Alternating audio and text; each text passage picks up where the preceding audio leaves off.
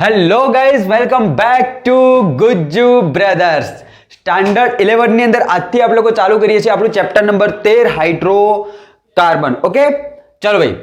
તો બેટા સૌથી પહેલો ક્વેશ્ચન હશે કે ભાઈ હાઇડ્રોકાર્બન એટલે શું, કેમ કે આની આગળવાળું જે ચેપ્ટર હતું ચેપ્ટર નંબર 12 કે જેને આપણે લોકો બેઝિકલી કહીએ છીએ ભાઈ GOC, બરાબર, જનરલ ઓર્ગેનિક કેમેસ્ટ્રી.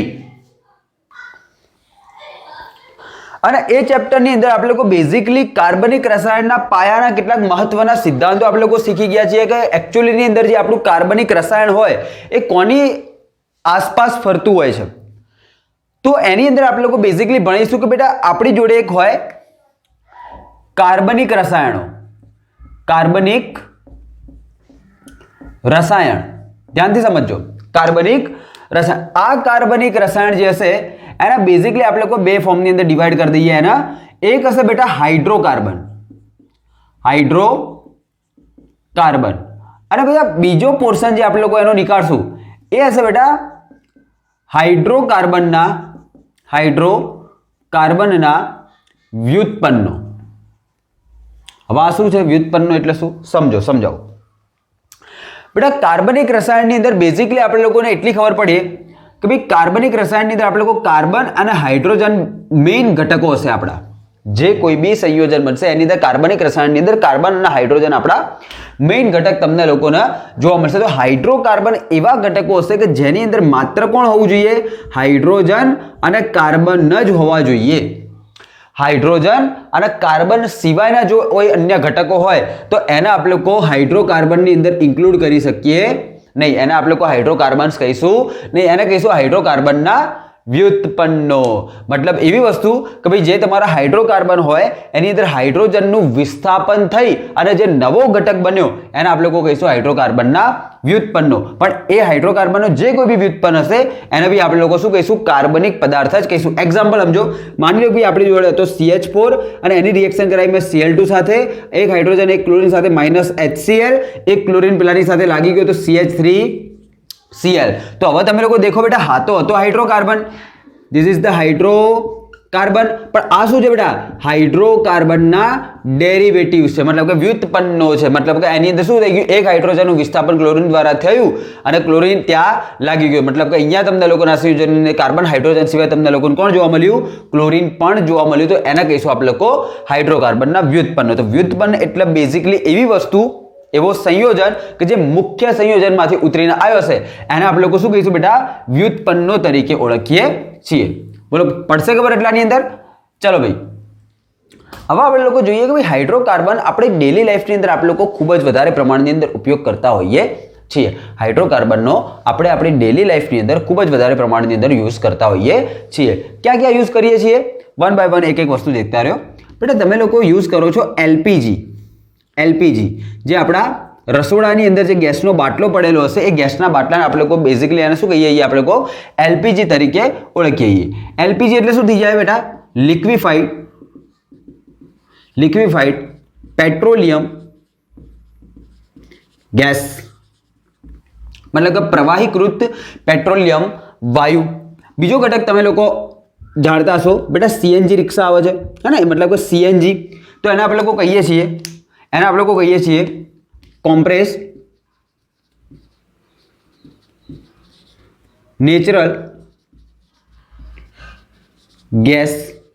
મતલબ કે ભાઈ લિક્વિફાઈડ પેટ્રોલિયમ ગેસ એટલે LPG થશે અને CNG એટલે કોમ્પ્રેસ નેચરલ ગેસ થશે. મતલબ કે ભાઈ તમે લોકો કોઈ પણ પ્રકારનો નેચરલ ગેસ એટલે કુદરતી વાયુ, તો કુદરતી વાયુને જ્યારે ખૂબ જ ઊંચા દબાણ એને દબાઈ અને પ્રવાહીકૃત કરીને તમે લોકો જે વાયુ બનાવો છો એને તમે લોકો CNG કીધી. અને જે તમારું પેટ્રોલિયમ વાયુ હોય, મતલબ કે જે તમને લોકોને જમીનની અંદરથી જે પેટ્રોલિયમનું જે રસાયણ મળે છે એ રસાયણની એક્ઝેક્ટ ઉપરની તરફ શું હશે? એક વાયુ તરતો હશે અને આપણે લોકો પેટ્રોલિયમ ગેસ કહીએ. એને જ્યારે આપણે લોકો લિક્વિફાઈ કરીએ, મતલબ કે એને આપણે લોકો પ્રવાહીકૃત કરીએ તો એને આપણે બેઝિકલી શું કહીએ બેટા? LPG તરીકે ઓળખીએ છીએ. આપણે જે LPG હોય એનો યુઝ આપણે લોકો કેવી રીતે કરીએ? બેઝિકલી સમજો, ધ્યાન રાખજો.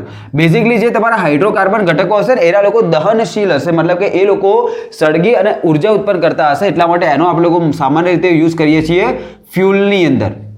કેવી રીતે યુઝ કરીએ બેટા? બળતણ તરીકે, ફ્યુલ તરીકે આપણે લોકો એનો બેઝિકલી યુઝ કરતા હોઈએ છીએ. બીજા એક્ઝામ્પલ બેટા, તમે લોકોએ નામ આમ સાંભળેલું હશે પેટ્રોલિયમ, નામ સાંભળેલું હશે પેટ્રોલિયમ.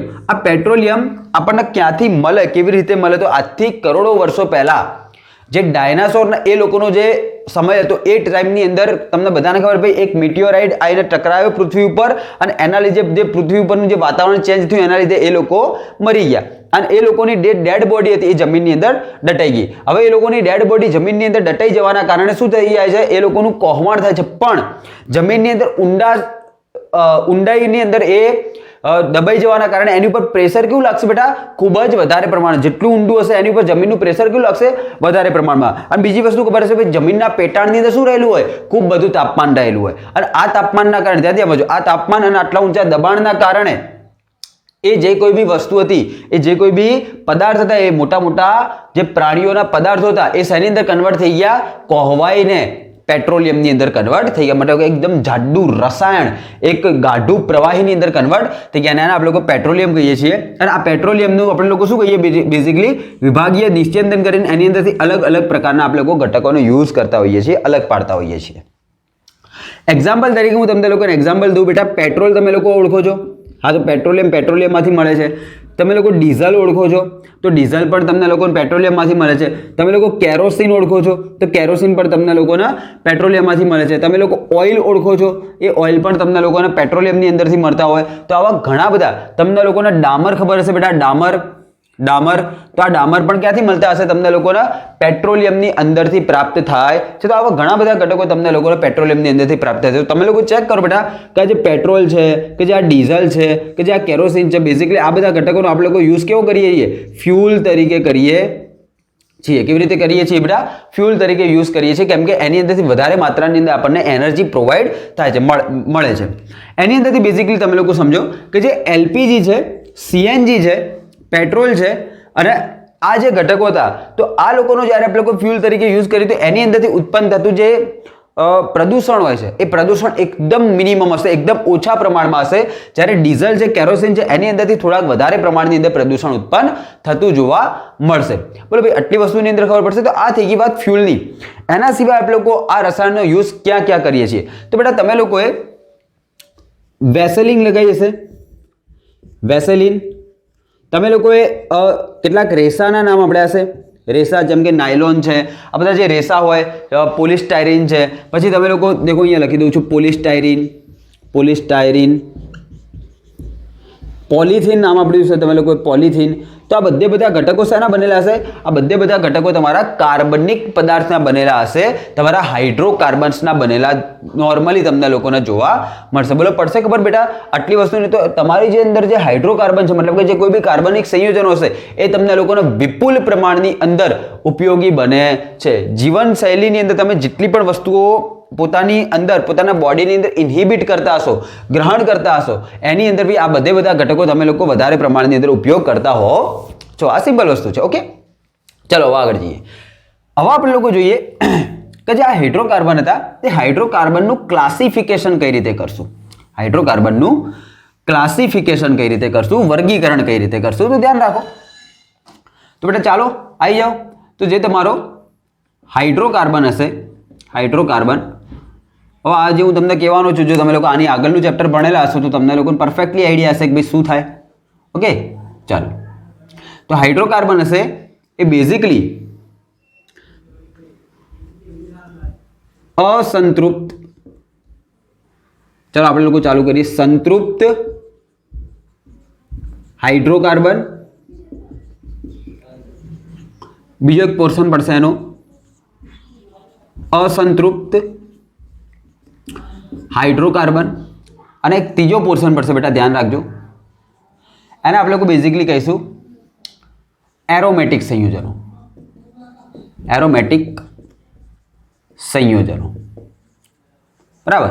ચલો, તો સંતૃપ્ત હાઇડ્રોકાર્બન, અસંતૃપ્ત હાઇડ્રોકાર્બન અને એરોમેટિક સંયોજનો, આ ત્રણની અંદર આપણે લોકો એનું ડિવાઇડેશન કરીએ છીએ, વર્ગીકરણ કરીએ છીએ. બેઝિકલી સંતૃપ્ત હાઇડ્રોકાર્બન કોને કહીશું? કે જેની અંદર, ધ્યાનથી સાંભળજો, કાર્બન વચ્ચે શું હોય? એક સિંગલ સિગ્મા બોન્ડ હોય, સિગ્મા બંધ. હોય તો બેઝિકલી એને આપણે લોકો શેની અંદર મૂકીશું ભાઈ? સંતૃપ્ત હાઇડ્રોકાર્બનની અંદર બેઝિકલી એ લોકોને આપણે લોકો મૂકીએ છીએ. અને આપણે લોકો ઓળખીએ છીએ બેટા આલ્કેન તરીકે. Yes or no? આલ્કેન તરીકે. તમને લોકોને ખબર છે બેટા, એનો પ્રત્યય તમને લોકોને યાદ હશે. પ્રત્યય આપણે લોકો લગાવતા હતા એન, હે ને? એન. પછી તમે લોકોને યાદ હશે ભાઈ એનું સામાન્ય સૂત્ર, એની સાસુ તમને લોકોને ખબર હશે. સામાન્ય સૂત્ર તમને લોકોને ખબર હશે CnH2n+2. બોલો આઈડિયા આવે છે? તો બેટા આ બધા ઘટકો તમને લોકોને ઓલરેડી આની આગળના ચેપ્ટરની અંદર તમે લોકો આ બધી વસ્તુઓ શીખીને આવ્યા છો. અસંતૃપ્ત હાઇડ્રોકાર્બન બેઝિકલી કોને કહીશું? તો ધ્યાન રાખો, જો તમારા બે કાર્બન વચ્ચે, હવે ઇમ્પોર્ટન્ટલી આ વસ્તુના ફોકસની અંદર લેજો, કાર્બન કાર્બન વચ્ચે ડબલ બોન્ડ અથવા તો ટ્રિપલ બોન્ડ જો તમને લોકોને જોવા મળે તો એને આપણે લોકો બેઝિકલી શું કહીશું બેટા? અસંતૃપ્ત હાઇડ્રોકાર્બન કહીશું. મતલબ કે કાર્બન કાર્બન વચ્ચે ડબલ બોન્ડ અને કાર્બન કાર્બન વચ્ચે શું હોવું જોઈએ? ટ્રિપલ બોન્ડ હોવો જોઈએ. જો ડબલ બોન્ડ હોય તો ધ્યાનથી સમજો, જો ડબલ બોન્ડ હોય તો એની અંદર જે પહેલો બોન્ડ બન્યો હશે એ હશે સિગ્મા, અને જે બીજા નંબરનો બોન્ડ જે બન્યો હશે એને આપણે લોકો બેઝિકલી કહીશું પાઈ. બરાબર? જે બે ઘટકો વચ્ચેનો જે પહેલો બંધ હોય એ હંમેશા સિગ્મા હોય, અને એના પછીના જેટલા પણ બંધો બનશે એ બધા કયા હશે બેટા? પાઈ બંધ હશે. હવે તમને એ બી ખબર હશે કે ભાઈ સિગ્મા બંધ છે સ્ટ્રોંગ બોન્ડ અને પાઈ બોન્ડ એ વીક બોન્ડ હોય, है ना? એટલે કે કમજોર બંધ હશે, અને સ્ટ્રોંગ બોન્ડ એટલે કે મજબૂત બંધ હશે, પ્રબળ બંધ હશે. બોલો આટલી વસ્તુ ક્લિયર છે? ઓકે. તો આ થઈ ગઈ વાત આપણા અસંતૃપ્ત હાઇડ્રોકાર્બનની અંદર. હવે દેખો સમજો કે જો તમારા અસંતૃપ્ત હાઇડ્રોકાર્બનની અંદર બે ડિવાઇડેશન આપણે લોકો કહીએ, જો કાર્બન કાર્બન વચ્ચે ડબલ બોન્ડ તો બેટા આપણે લોકો એને ઓળખીએ છીએ આલ્કીન તરીકે. What is this? આલ્કીન. અને જો કાર્બન કાર્બન વચ્ચે ટ્રિપલ બોન્ડ હોય તો એને આપણે લોકો બેઝિકલી શું કહીશું બેટા? આલ્કાઇન. એને લોકો આપણે લોકો શું કહીશું? સોરી, આલ્કાઇન તરીકે તમે લોકો એને ઓળખો છો. ચાલો હવે અહીંયા આપણે લોકો આની સામાન્ય સૂત્રની વાત કરીએ, CnH2n, અને આનું સામાન્ય સૂત્ર શું હશે બેટા? CnH2n-2. આની અંદર પ્રત્યય કોણ આવશે? આલ્કીનનો પ્રત્યય કોણ આવશે? ઇન. અને આલ્કાઇનનો પ્રત્યય કોણ આવશે બેટા? આઇન. બોલો કમ્પ્લીટ? આટલી વસ્તુ રેડી? આટલી વસ્તુમાં ખબર પડશે. ચલો હવે ધીમે ધીમે જઈએ આગે કી તરફ. ચાલો હવે એરોમેટિક સંયોજનો. તો બેટા એરોમેટિક સંયોજનોની અંદર તમે લોકો હાલ ખાલી એટલી જ વાત યાદ રાખશો કે ભાઈ તમે લોકો બેન્ઝીનને જોયો છે. તો બેઝિકલી તમે લોકો એરોમેટિક સંયોજનમાં એટલું યાદ રાખશો કે ભાઈ એવો હાઇડ્રોકાર્બન કે જેની અંદર એકાંતરે શું આવેલું હોય બેટા? દ્વિબંધ આવેલા હોય. શું આવેલું હોય? એકાંતરે દ્વિબંધ હાજર હોય તો એને તમે લોકો બેઝિકલી શું કહેશો બેટા? એરોમેટિક સંયોજનની અંદર આપણે લોકો એને વર્ગીકૃત કરીએ છીએ. બોલો પડશે ખબર? તો દેખો અહીંયા એક બંધ છે, પાછો અહીંયા single bond, double bond, single bond, double bond, single bond, double bond, single bond, double bond. તો એને કહેવાય એકાંતરક. મતલબ એકવાર ડબલ બોન્ડ હશે પછી નહીં હોય, પાછો ડબલ બોન્ડ આવશે, પાછો તમને લોકોને ડબલ બોન્ડ જોવા મળશે નહીં. બોલો ક્લિયર ભાઈ આટલી વસ્તુઓ? તો આ થઈ ગયું ભાઈ તમારું હાઇડ્રોકાર્બનનું ક્લાસિફિકેશન.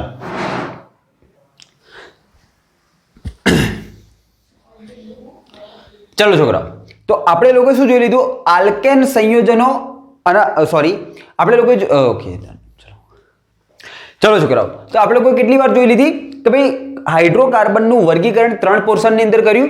એક હતા સંતૃપ્ત, અસંતૃપ્ત અને એરોમેટિક. હવે જે સંતૃપ્ત હતા એની અંદર મેં તમને લોકોને એક્ઝામ્પલ આપ્યું હતું બધા આલ્કેન.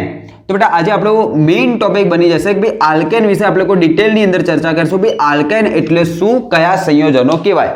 તો બેઝિકલી આલ્કેન એટલે શું થાય? તો કે જેની અંદર કાર્બન અને કાર્બન વચ્ચે શું હોવું જોઈએ? Single bond. શું હોવું જોઈએ બેટા? સિંગલ બોન્ડ હોવો જોઈએ.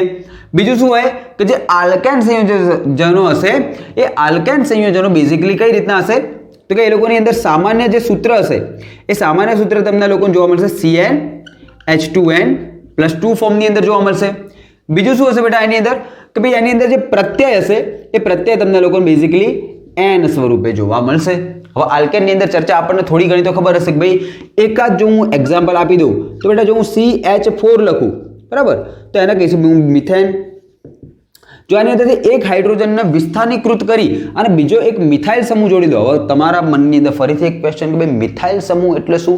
તો સમજો કે ભાઈ આ હવે મારી જોડે મિથેન, એ મિથેનની અંદરથી હું એક હાઇડ્રોજન ખાલી અલગ કરી દઉં તો આ થઈ જશે CH3, પણ એક કાર્બન બનાવી શકે 4 બંધ, 3 હાઇડ્રોજન જોડાયેલા, 3 બંધ બનાવેલા, ચોથો બંધ અહીંયા બાકી. તો બેટા આ જે ફંક્શનલ ગ્રુપ ટાઈપનો જે મિથાઇલ સમૂહ મિથેન સમૂહ તમને લોકોને એક હાઇડ્રોજન ગુમાઈને પછી જે જોવા મળ્યો એને તમે લોકો બેઝિકલી શું કહેશો? મિથાઇલ સમૂહ. એને તમે લોકો મિથાઇલ તરીકે ઓળખો છો. બોલો પડશે. તો શું કરવાનું છે ભાઈ? તમારા કોઈ પણ પ્રકારના આલ્કેન હાઇડ્રોકાર્બનની અંદરથી હાઇડ્રોજનનું વિસ્થાપન કરી અને મિથાઇલ સમૂહ જોડીએ, અથવા તો બેટા હું એને નામ આપી દઉં આલ્કાઇન સમૂહ જોડીએ, તો તમને લોકો નવા પ્રકારના આલ્કેન સંયોજનો મળતા જશે. પણ જો તમે લોકો માની લો કે તમે લોકો CH4 બરાબર, તો એની અંદરથી એક હાઇડ્રોજનને હટાવી દીધો તો એ બની જશે CH3 બોન્ડ. ઓકે, ચલો. તો આ જે CH3 હતો એની સાથે જો બીજો એક CH3 જોડી દીધો, અથવા તો તમે લોકો CH4 ની સાથે બીજો એક CH3 ઘટક જોડી દો તો શું થઈ જશે? CH3 થઈ જશે. તો બેટા આને તમે લોકો કહેશો ઇથેન. હવે જો હું આની અંદર એક હાઇડ્રોજનનું વિસ્થાપન કરી અને બીજો એક મિથાઇલ સમૂહ જોડી દઉં, મતલબ કે બોન્ડ CH3 આની અંદર બી જોડી દઉં તો શું થઈ જશે? CH3 bond CH2 bond CH3. જો હવે આની અંદરથી હજી એક હાઇડ્રોકાર્બનની અંદરથી શું કીધું? એક બીજો મિથાઇલ સમૂહ દ્વારા વિસ્થાપન કરું તો અહીંયા સુધી હશે CH3 CH2 CH2 CH3.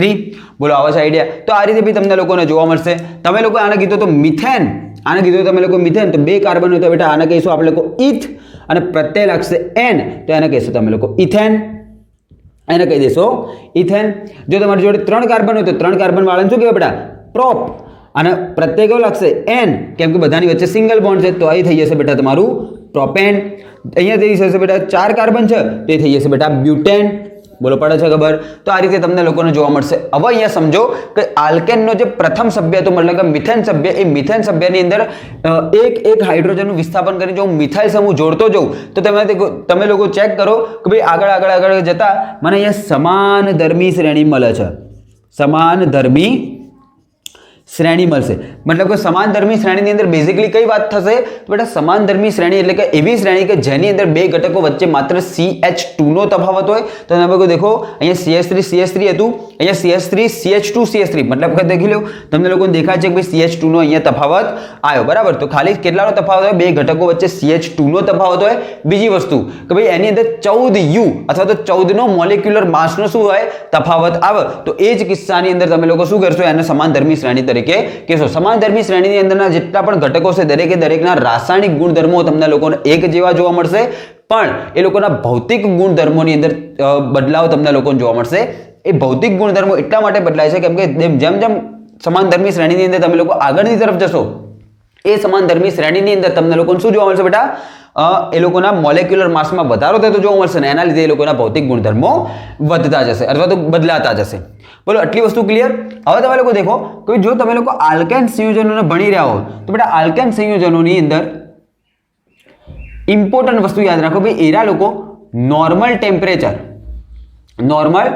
Temperature અને પ્રેશર, है ना, मतलब કે સામાન્ય જે રૂમ ટેમ્પરેચર કહીએ એ રૂમ ટેમ્પરેચર અને પ્રેશર ઉપર ક્યારેય પણ પ્રક્રિયા આપતા નથી. તો મતલબ કે હું એને કહી દઉં ભાઈ નોન રિએક્ટિવ હશે. કેવા હશે?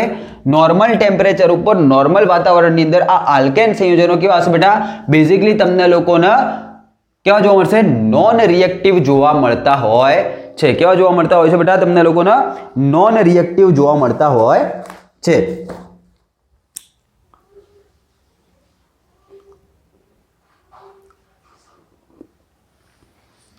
બરોબર. અને આ ઘટકોને એટલા માટે આપણે લોકો એક બીજા નામથી પણ ઓળખીએ છીએ જેને આપણે લોકો કહીશું પેરાફિન. કેવી રીતે ઓળખીએ છીએ બેટા? આને આપણે લોકો પેરાફિન તરીકે ઓળખીએ છીએ. કેમ? અને બેટા પેરાફિન કયો શબ્દ છે બેટા? એક ગ્રીક શબ્દ છે. અને પેરાફિનને કેમ આવી રીતના ઓળખ્યું? આલ્કેન સંયોજન કેમ આપણે લોકો પેરાફિન કીધું? કેમ કે પેરાફિનની અંદર 2 શબ્દો છે. એક તો છે બેટા પેરમ અને બીજો છે ભાઈ એફિન. બરાબર. એકચ્યુઅલીમાં ઇંગ્લિશ શબ્દો છે, તમારે બુકની અંદર ઇંગ્લિશ વર્ડ આપેલા છે. આનું ગુજરાતી દેખો ભાઈ, પેરમ એટલે ઓછું અને એફિન એટલે ક્રિયાશીલ. તો કેવા ઘટકો હોય? એના નોર્મલ ટેમ્પરેચર ઉપર ઓછા ક્રિયાશીલ હોય અથવા તો અક્રિયાશીલ હોવાના કારણે એને આપણે લોકો શું કહીએ છીએ પેલા? પેરાફિન તરીકે ઓળખીએ છીએ. બોલો આટલી વસ્તુની અંદર ખબર પડશે. ચલો આટલી વસ્તુ નોટ કરો, પછી આપણે લોકો આગળ ચર્ચા કરીએ.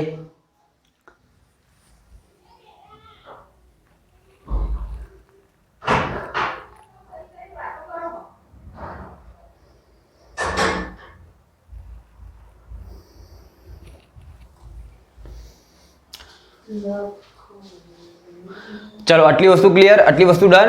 તો અહીંયા આપણે લોકો કમ્પ્લીટ શું કરી દીધું ભાઈ, પેરાફિન કેમ કીધા આલ્કેન સંયોજનોનો? પેરાફિન એટલા માટે કીધા કેમ કે એરા ઘટકો નોર્મલ ટેમ્પરેચર ઉપર કેવા હશે, નોન રિએક્ટિવ તમને લોકોને જોવા મળશે. એટલા માટે આપણે લોકો ગ્રીક વર્ડની અંદર એને આપણે લોકો પેરાફિન તરીકે ઓળખીએ છીએ. પેરાફિનની અંદર તમને લોકોને બે શબ્દો જોવા મળ્યા, એક પેરમ અને બીજો જોવા મળ્યો એફિન. પેરમ એટલે થાય બેટા ઓછું અને એફિન એટલે થાય ક્રિયાશીલ. તો ઓછા ક્રિયાશીલ સંયોજનો હોવાના કારણે આપણે લોકો આને બેઝિકલી પેરાફિન તરીકે ઓળખીએ છીએ. ચલો આટલું ક્લિયર. હવે એક ઇમ્પોર્ટન્ટ વસ્તુ મિથેન માટે. કોની માટે બેટા? મિથેન માટે એક ઇમ્પોર્ટન્ટ વસ્તુ કે ભાઈ મિથેન એ આલ્કેન શ્રેણીનો સૌથી પ્રથમમાંથી પ્રથમ સભ્ય છે. મિથેન એ આલ્કેન શ્રેણીનો સૌથી પ્રથમ સભ્ય હોવાના કારણે એનું ચર્ચા કરવી થોડીક વધારે ઇમ્પોર્ટન્ટ છે. તો પહેલી વસ્તુ શું હશે બેટા, મિથેનની અંદર જે કાર્બન રહેલો હશે, મતલબ કે જે સેન્ટ્રલ એટમ રહેલો હશે, એ સેન્ટ્રલ એટમનું સંકરણ કયું હશે? પહેલી વસ્તુ કે ભાઈ એનું સંકરણ કયું હશે. બીજી વસ્તુ ભાઈ એની અંદર બંધ કોણ કયો જોવા મળશે? બરાબર, બંધ કોણથી વધારે ઇમ્પોર્ટન્ટ થઈ જાય કે ભાઈ એનો આકાર કેવો હશે, આકાર કેવો હશે. ત્રીજી વસ્તુ કે ભાઈ એનો બંધ કોણ કેવો હશે, બંધ કોણ કેવો હશે. અને ચોથી વસ્તુ કે ભાઈ એની અંદર કાર્બન હાઇડ્રોજન વચ્ચેની બંધ લંબાઈ તમને લોકોને કેવી જોવા મળશે? બંધ લંબાઈ તમને લોકોને કેવી જોવા મળશે? તો બેઝિકલી એ લોકોની અંદર તમને લોકોના સંકરણ sp3 પ્રકારનું જોવા મળશે. એનો આકાર, એનું સંકરણ sp3 વાળું હોવાના કારણે સમચતુષ્ફલકીય હશે. ફલકીય એનો જે બેઝિકલી બંધકોણ હશે, એ બંધકોણ તમને લોકોને કેટલો જોવા મળશે? 109 ડિગ્રી અને 28 કળાનો જોવા મળશે. અને કાર્બન હાઇડ્રોજન વચ્ચેની જે બંધ લંબાઈ હશે એ 152 પિકોમીટરની આસપાસ તમને લોકોને બેઝિકલી જોવા મળશે. બરાબર, તો આ એનો એક ઓવરઓલ બેઝિક રેશિયો હતો. એની અંદરથી જે શરૂઆતની 3 વાતો જે મેં લખેલી છે એ સખત ઇમ્પોર્ટન્ટ છે અને એનું બહુ જ બધી વાર તમને લોકોને પૂછાવવાની અંદર આવી શકે છે. બોલો આટલી વસ્તુ ક્લિયર. બેઝિકલી જે તમારો મિથેનનો એટમ હશે એ કઈ રીતનું સ્ટ્રક્ચર ધરાવતો હશે, એ કેવો દેખાતો હશે, તો ભાઈ ધ્યાન રાખો કે ભાઈ આયરો તમારો કાર્બન, એ કાર્બન સાથે એક જ સમતલની અંદર એક અને આયરો બીજો હાઇડ્રોજન રહેલા હશે. પરંતુ બાકીના જે બે હાઇડ્રોજન રહેલા હશે એની અંદરથી એક હાઇડ્રોજન કંઈક આ રીતે રહેલો હશે, કંઈક તમને લોકોને આ રીતે જોવા મળશે કે જેને આપણે લોકો બહારની તરફ રહેલો બંધ તરીકે ઓળખીએ છીએ, હે ને? કે સમતલની બહારની તરફ રહેલો એક બંધ હશે અને એક બંધ તમને લોકોને જોવા મળશે કે એરો બંધ ક્યાંય તરફ જતો હશે ભાઈ? અંદરની તરફ જતો જોવા મળશે. તો બેઝિકલી હું તમને લોકોને શું કહેવાનું ટ્રાય કરું છું, એક સમજી લઈએ. ચલો એને આપણે લોકો 1 મિનિટ.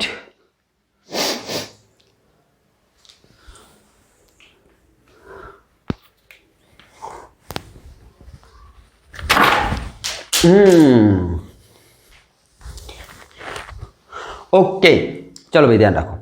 તો મારી જોડે એટલી માર્કર છે ભાઈ. આની અંદરથી આપણે લોકો બનાવશું આપણો મિથેન એટમ. બરાબર, તો ચલો મિથેન કઈ રીતનો તમને લોકોને બેઝિકલી જોવા મળશે. બરાબર, કઈ રીતે એના બે બંધ એક જ સમતલમાં આવ્યા અને કઈ રીતે એનું બેઝિકલી સ્ટ્રક્ચર તમને લોકોને આ રીતનું કંઈક જોવા મળતું હશે. બરાબર, મારા હાથની અંદર બધી માર્કર કમ્પ્લીટલી નથી રહી, એટલા માટે કદાચ સુધી તમને લોકોને એવું લાગતું હશે. પણ ઓકે, ચાલો ભાઈ આ રીતનું કંઈક તમને લોકોને સ્ટ્રક્ચર આનું જોવા મળશે. તો તમે લોકો દેખો સમચતુષ્ફલકી, તો ભાઈ આ એક ફલક થઈ ગઈ. બરાબર, આ એક ફલક થઈ ગઈ, આ બીજી ફલક થઈ ગઈ, અહીંયા એ ત્રીજી ત્રિકોણ આકારની અંદર ફલક તમને, તો 4 સમાન પ્રકારની ફલક જોવા મળશે. એટલા માટે એના આકારને આપણે લોકો સમચતુષ્ફલકીય કહીએ છીએ. મેં તમને કીધું કે આ બે હાઇડ્રોજન એક જ સમતલમાં જોવા મળશે. તો સમજો બેટા, માની લો કે ભાઈ મેં આ ઘટકને આ રીતે તમારી સામે પકડેલો હોય, તો તમે લોકો દેખો આ બ્લુ અને આ પોપટી, આ બંને જે માર્કર હતી એ બંને તમને લોકોને કેવી જોવા મળશે? એક જ સમતલમાં જોવા મળશે, જ્યારે આયર્યું જે હશે એ સમતલની બહારની તરફ અને આ જે માર્કર હશે એ સમતલની કેવી જોવા મળશે તમને લોકોને અંદરની તરફ, આ જે સમતલ હશે એની અંદરની તરફ જોવા મળશે. તો આ રીતે ભાઈ તમારો જે ઓવરઓલ જે મિથેન ઘટક બનેલો છે એ મિથેન ઘટક આ રીતનું તમને લોકોને અવકાશીય સ્ટ્રક્ચર જોવા મળશે. મતલબ કે એરો એક સમતલીય નહીં હોય પરંતુ એ ઘટક તમને લોકોને બહુ સમતલીય જોવા મળશે. કેવો જોવા મળશે બેટા? બહુ સમતલીય જોવા મળે.